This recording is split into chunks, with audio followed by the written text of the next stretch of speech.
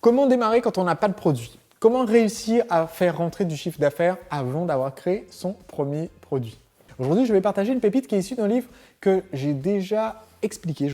Il s'agit du livre Launch de Jeff Walker. Et dans ce livre, Jeff parle d'un principe qu'il appelle le seed launch, le lancement à partir d'une petite graine. Il en parle dans son chapitre, je pense que c'est le chapitre 9, voilà. Et il y a quelque chose de très intéressant dans ce principe. Une des idées clés que j'ai apprises de Jeff Walker, qui est un de mes mentors, qui est la personne de qui j'ai appris les principes de base du marketing, une des idées clés que j'ai apprises de l'idée de Jeff, c'est de toujours essayer de donner à ses clients la valeur dont ils ont besoin, la valeur qu'ils demandent, et pas juste ce que nous, on a envie de donner. Et quand on a une activité de formation ou quand on veut créer des produits numériques, c'est particulièrement important parce que si vous avez votre propre savoir, vous risquez de tomber dans le piège d'écrire ou de filmer ou d'enregistrer ce que vous avez envie de dire et pas ce que les gens ont besoin ou envie d'entendre. Et donc, la clé, si on crée son premier produit, c'est d'éviter de tomber dans ce piège. Il ne faut pas travailler pendant 3 ans dans votre garage à créer un produit et ensuite essayer de le vendre. On parle souvent de certains entrepreneurs qui ont démarré leur entreprise dans leur garage, les Steve Jobs, les Bill Gates, les Jeff Bezos, de Apple, de Microsoft ou d'Amazon. Mais en fait, si vous regardez attentivement leur biographie, ce sont des entrepreneurs qui n'ont pas passé leur temps dans le garage à créer le produit. Ils ont d'abord commencé par vendre le produit. Pour Bill Gates, c'était MS-DOS. Pour Steve Jobs, c'était les premiers ordinateurs qu'Apple allait vendre.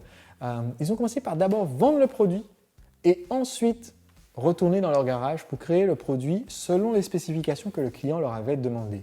Et en fait, la méthode que partage Jeff et qui, selon moi, est une très très bonne idée, c'est celle qu'on a mis en place au sein de la maison d'édition que j'avais créée en 2010, les éditions Tout Change, pour aider des infopreneurs à lancer leur premier produit sur Internet. La méthode consiste à dire, eh bien, je vais d'abord vendre, je vais d'abord faire mon offre, expliquer aux gens ce que je veux créer comme produit et leur indiquer qu'ils vont être les pionniers pendant la construction du produit et les recevoir en premier. Et si vous observez par exemple comment fonctionne le crowdfunding, c'est-à-dire tous ces sites qui vous permettent de récupérer des sommes avant la création du produit, comme Kickstarter, Indiegogo, des sites comme cela, eh bien le principe est similaire. On demande aux gens d'investir à l'avance, c'est une précommande avant que le produit soit créé, et ensuite, pour réussir, il faut impliquer ces gens-là au fur et à mesure que vous créez le produit, pour leur envoyer des prototypes, pour recueillir des retours, parce que c'est la seule façon d'obtenir le produit parfait qui, après, va déchaîner les foules. Au début, vous allez forcément avoir un premier public de pionniers. Eh bien, impliquez ces pionniers de façon à ce que le produit, à la fin, soit idéal pour la foule, même si au début, il vous a fallu beaucoup d'itérations pour y arriver. Et c'est ça le secret pour développer très très rapidement un produit de grande qualité quand on démarre de zéro. Quand j'ai démarré et que j'ai créé le premier produit pour une entreprise de marketeurs français, c'était en 2010, j'avais créé une formation qui s'appelait Séduire le client. À l'origine, dans mon premier module par exemple, j'avais 3 vidéos qui duraient chacune 1h30 et qui étaient très en détail mais aussi très lentes parce que c'était filmé en vidéoconférence. Mais le fait de les filmer en vidéoconférence m'a permis d'avoir les questions au fur et à mesure des gens en direct dans le chat et d'améliorer la formation à partir de cela et ensuite de refilmer les vidéos de façon beaucoup plus succincte, beaucoup plus courte, mais avec aussi beaucoup plus de contenu qui correspondait exactement à ce dont mes clients avaient besoin.